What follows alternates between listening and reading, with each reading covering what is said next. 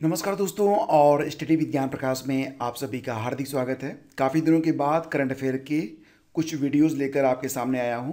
तो आज का वीडियो बहुत ही इम्पोर्टेंट है। इसमें हम अगस्त माह के दूसरे सप्ताह के सर्वश्रेष्ठ 30 प्रश्नों को डिस्कस करेंगे। सबसे पहले तो जितने भी इम्पोर्टेंट डेज हैं 1 से लेकर 14 अगस्त के बीच में उनका रिवीजन करेंगे। इसके बाद कई सारे इंपॉर्टेंट क्वेश्चन हैं जो कि एग्ज़ाम में पूछे जा सकते हैं। तो सारे प्रश्न एक एक करके देखेंगे और इसकी पीडीएफ भी आप डाउनलोड कर पाएंगे। लिंक मैं वीडियो के डिस्क्रिप्शन में डाल दूंगा। तो चलिए फ्रेंड्स शुरू करते हैं और सबसे पहले देखते हैं इम्पॉर्टेंट डेज। तो 1 अगस्त को 3 दिवस मनाए गए थे। मुस्लिम महिला अधिकार दिवस मनाया गया, साथ ही साथ वर्ल्ड लंग कैंसर डे मनाया गया और वर्ल्ड वाइड वेब डे यानी कि WWW डे ये भी मनाया गया था। कब? 1 अगस्त को ही। अगस्त का जो पहला सप्ताह रहा 1 से 7 अगस्त के बीच में हमने विश्व स्तनपान सप्ताह के रूप में मनाया है। ये काफ़ी इंपॉर्टेंट है। 2 अगस्त को मनाया गया अर्थ ओवरशूट डे। 6 अगस्त को मनाया हमने हिरोशिमा दिवस। 7 अगस्त को नेशनल हैंडलूम डे। 8 अगस्त को नागासाकी डे और विश्व आदिवासी दिवस। 10 अगस्त विश्व शेर दिवस मनाया गया। देखो फ्रेंड्स, यहाँ पर मैं आपको बता दूँ तो पिछले 100 सालों में जो शेरों की जनसंख्या है वो 80% से कम हो गई है। तो ये एक बहुत ही दुखद स्थिति है। साथ ही साथ विश्व जैव ईंधन दिवस भी मनाया गया 10 अगस्त को। ये इंपॉर्टेंट क्वेश्चन हो सकता है, कई बार एग्जाम में पूछा गया।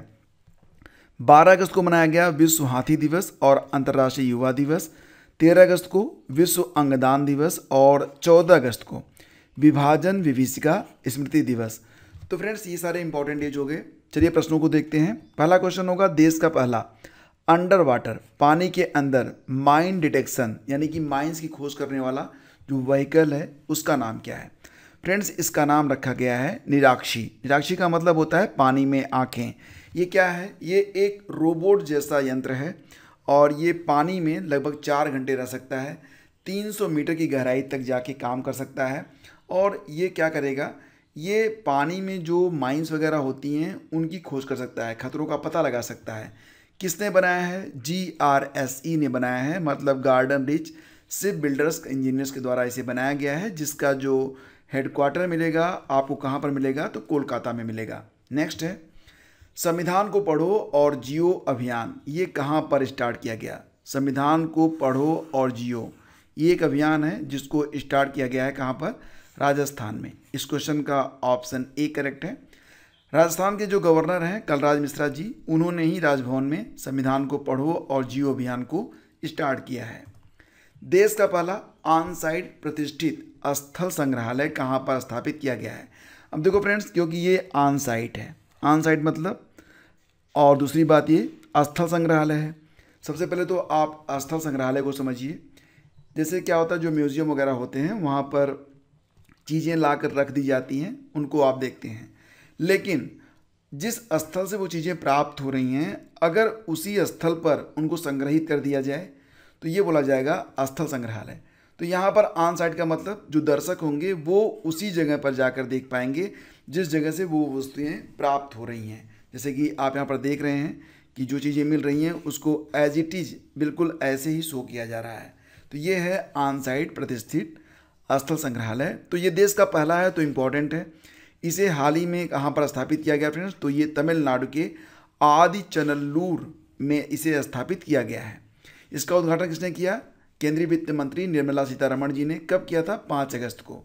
भारतीय पुरातत्व सर्वेक्षण यानी कि ASI के प्राचीन पुरावशेषों और यथास्थान पर दफन कलशों के साथ प्रतिष्ठित ऑनसाइट संग्रहालय विकसित किया गया है। जैसा कि तस्वीर में आप देख के काफ़ी चीज़ें समझ पाएंगे। तो आगे बढ़ते हैं। ट्रिकोमा को खत्म करने के लिए विश्व स्वास्थ्य संगठन यानी कि WHO द्वारा मान्यता पाने वाला दुनिया का 18वां देश बन गया है इराक। सही जवाब इसका ऑप्शन सी है, इराक। ट्रिकोमा फ्रेंड्स एक बहुत ही खतरनाक बीमारी होती है। जो आपकी पलकें होती हैं उस पर यहाँ पर आप देख रहे होंगे कि छाले निकल आते हैं और दुनिया में सबसे ज़्यादा जो अंधत्व का कारण है वो यही बीमारी होती है, बहुत ही खतरनाक। तो फिलहाल अब इराक में इस बीमारी पर कंट्रोल पा लिया गया है। WHO ने इराक को 18वां देश घोषित किया है जहाँ पर ट्रिकोमा नहीं होगा। देखो फ्रेंड्स, WHO ने इराक को साथ ही साथ नेग्लेक्टेड ट्रॉपिकल डिजीजेज यानी कि NTD को खत्म करने वाले 85वें देश के रूप में मान्यता दे दी है। ट्रिकोमा का जो कारण होता है वो एक बैक्टीरिया होता है जिसका नाम होता है क्लामिडिया ट्रैचोमैटिस। तो ये थोड़ा याद रखना इंपॉर्टेंट हो सकता है।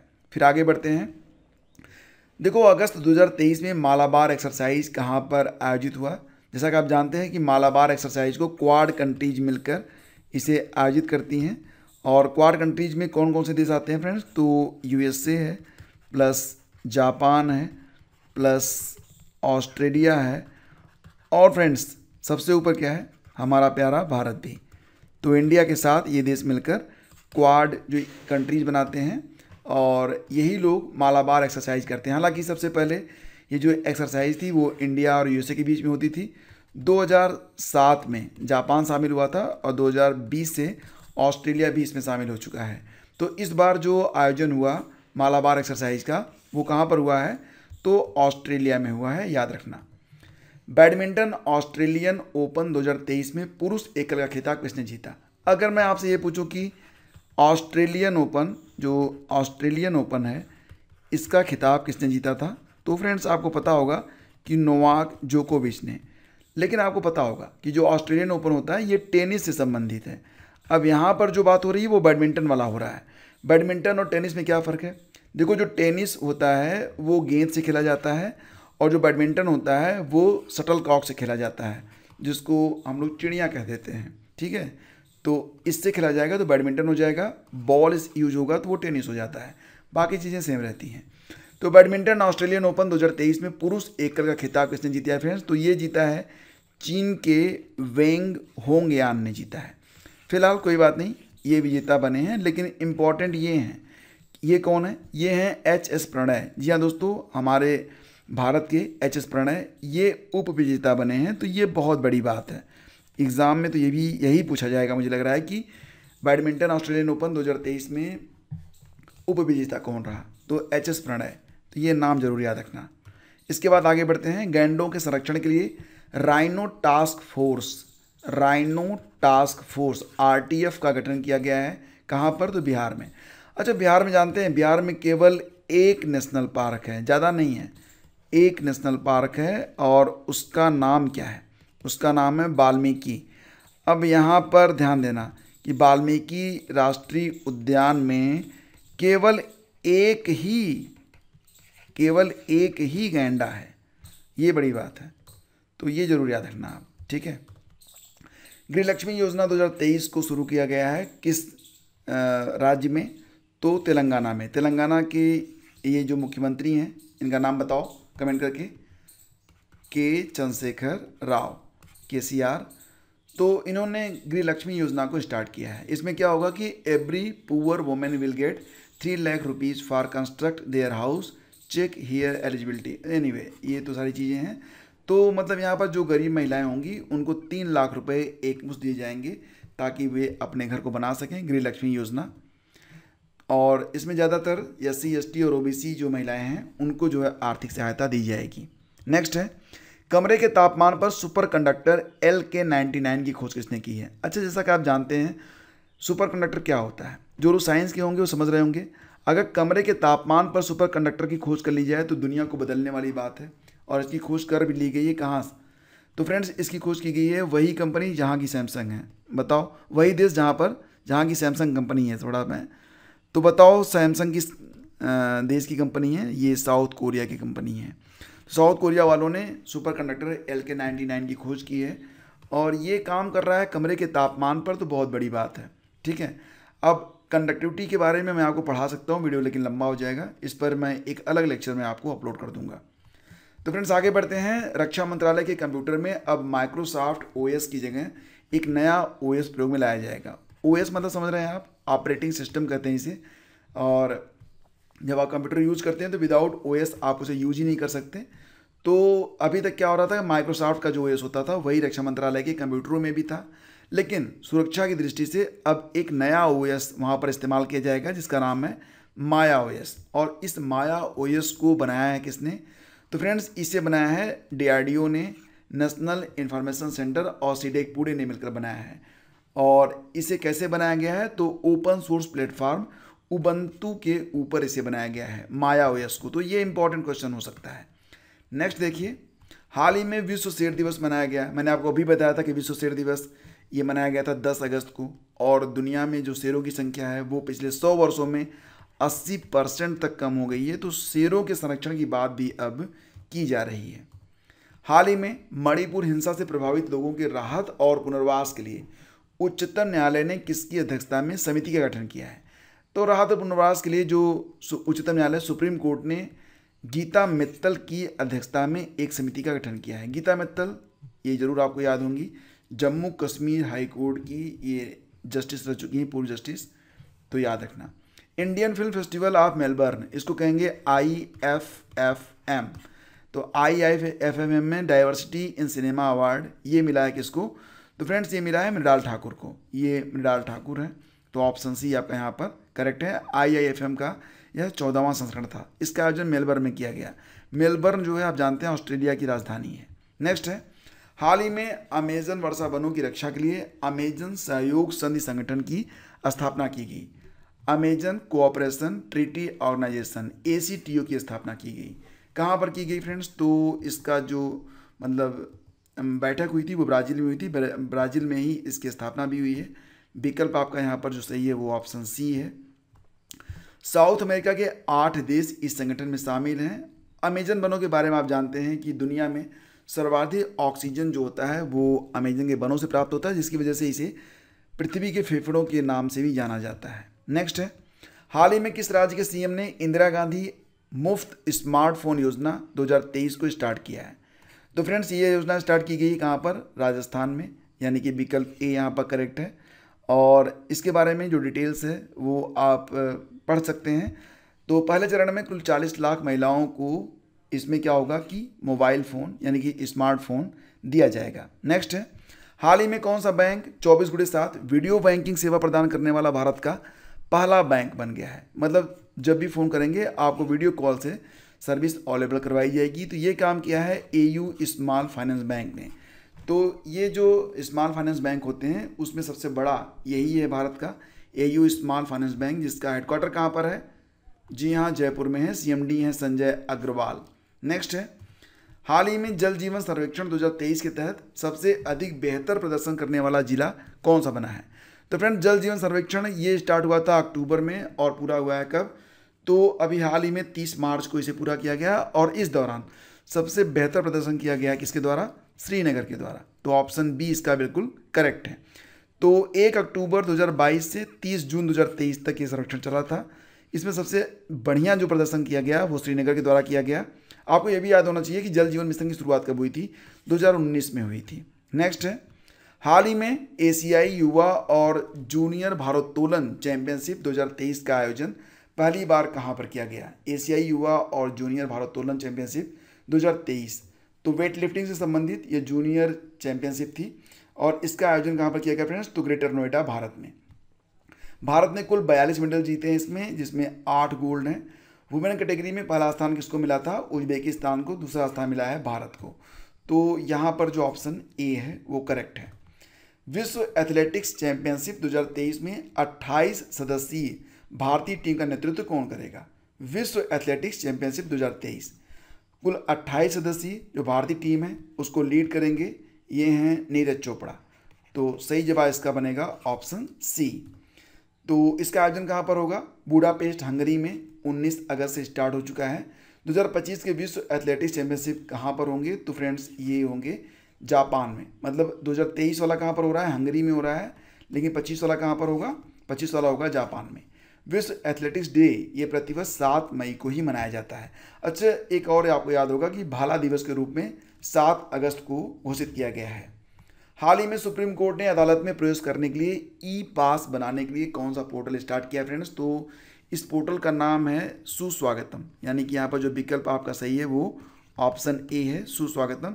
ये पोर्टल है और यहाँ पर आप suswagatam.sci.gov.in पर जाकर आप लॉगिन कर सकते हैं, या फिर यहाँ पर पूरी डिटेल्स आपको मिल जाएगी कि ड्यूटी पर कुल 5406 शो हो रहा है, 175 2 डे डेली पासेस निकले हैं, तो पूरी जानकारी यहाँ पर आपको मिल जाती है।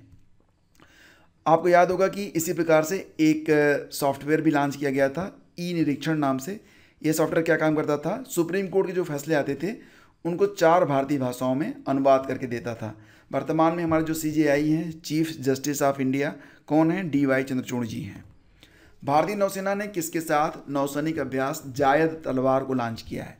तो फ्रेंड्स, जायद तलवार एक बहुत ही इंपॉर्टेंट यह द्विपक्षीय नौसैनिक अभ्यास है और इसे भारत किसके साथ करता है, तो UAE के साथ करता है। ऑप्शन ए करेक्ट है। हाल ही में 9वें भारतीय अंतर्राष्ट्रीय MSME एक्सपो सम्मेलन 2023 का आयोजन कहाँ पर किया गया? तो भारत अंतर्राष्ट्रीय MSME एक्सपो, ये सम्मेलन जो था, आप तस्वीर में पहचान गए होंगे, ये मनोज सिन्हा जी हैं। उत्तर आपने गेस कर लिया होगा जम्मू कश्मीर, लेकिन ये गलत है। ये फिलहाल उद्घाटन किया गया था मनोज सिन्हा जी के द्वारा, लेकिन इसका जो आयोजन हो रहा है वो नई दिल्ली में हो रहा है। तो यहाँ पर जो आपका विकल्प डी है वो करेक्ट है। इसके बाद आगे बढ़ते हैं।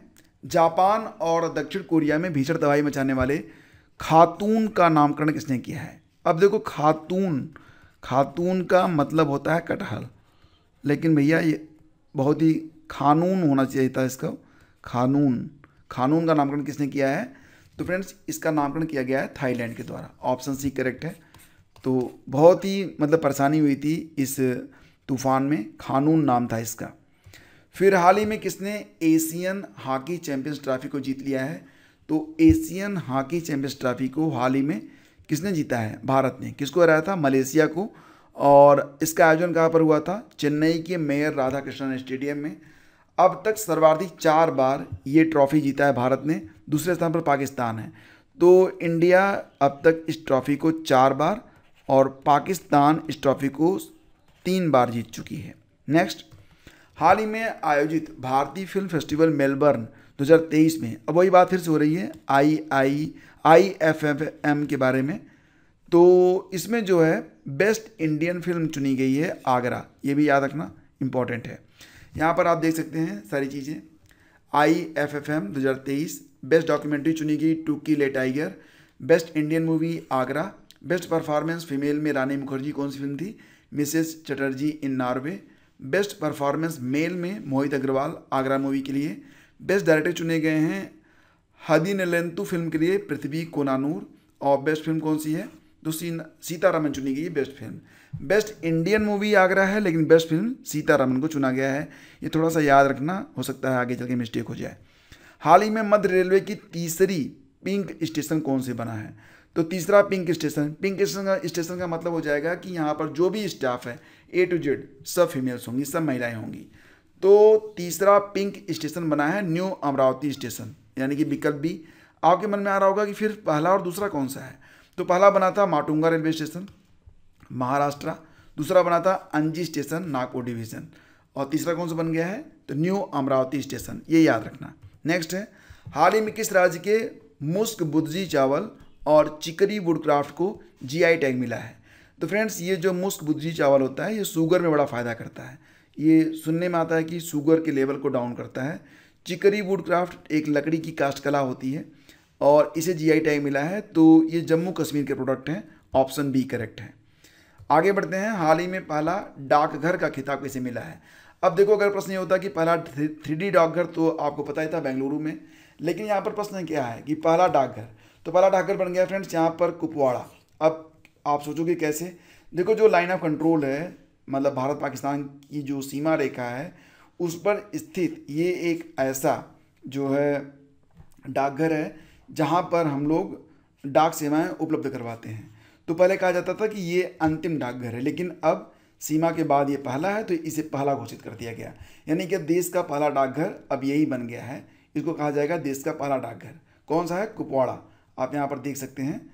तो इसका नाम जो है क्या है? इसका नाम है कनेरू। ठीक है, केरन नाम है, मैं थोड़ा सा भूल रहा था। और ये जो डाकघर है वो कृष्णगंगा नदी के तट पर स्थित है। नेक्स्ट है, अगस्त 2023 में विश्व स्वास्थ्य संगठन ने पारंपरिक औषधि वैश्विक शिखर सम्मेलन का आयोजन कहाँ पर किया है? तो फ्रेंड देखो, पारंपरिक औषधि वैश्विक शिखर सम्मेलन ये बहुत ही इंपॉर्टेंट है। याद रखना कि इसका आयोजन किया गया है गांधीनगर गुजरात में। विकल्प ए आप यहाँ पर बिल्कुल करेक्ट है। जमीनी स्तर से 120 मीटर ऊपर पवन ऊर्जा क्षमता के उत्पादन मामले में देश का शीर्ष राज्य कौन सा है? तो जैसा कि आप जानते हैं फ्रेंड्स, जो पवन ऊर्जा होती है तो इस यहाँ से क्या होता है कि इसमें हवा लगती है और उसके बाद इससे विद्युत पैदा होती है। तो 120 मीटर ऊपर पवन ऊर्जा क्षमता के उत्पादन मामले में देश का जो सबसे अच्छा राज्य, शीर्ष राज्य है, वो कौन सा बना है फ्रेंड्स? तो इसका आंसर बन जाएगा गुजरात। दूसरे स्थान पर राजस्थान है। लेकिन अगर प्रश्न ये बनता कि 150 मीटर ऊपर, तो फिर इस मामले में राजस्थान जो है वो पहले स्थान पर आ जाता। तो 120 मीटर वाले में राजस्थान दूसरे स्थान पर है, 150 मीटर वाले में राजस्थान पहले स्थान पर है। ये डिफरेंस याद रखना। तो फ्रेंड्स, ये थे आज के करंट अफेयर। उम्मीद करता हूँ कि आपको वीडियो पसंद आया होगा। मंथली करंट अफेयर की PDF अगर आप लेना चाहते हैं तो आप डिस्क्रिप्शन चेक कर सकते हैं। आपको मात्र 18 से 19 पन्ने में कंप्लीट करंट अफेयर दे दी जाती है। आराम से पढ़िए, करंट अफेयर में कोई दिक्कत आपको नहीं होगी। इससे बढ़िया शॉर्ट नोट आपको कोई दे ही नहीं सकता है। तो एक बार ज़रूर चेक कर लेना। वैसे भी कहते हैं ना कि शिक्षा में किया गया निवेश आपको लाख नहीं करोड़ गुना होकर मिलता है। एक बार आपका एक प्रश्न सही हो गया और आपका चयन हो गया तो सारी चीज़ें सॉल्व हो जाती हैं। बाकी आपकी मर्जी, लेना चाहते हैं तो डिस्क्रिप्शन जाके चेक कर लेना। Thank you so much.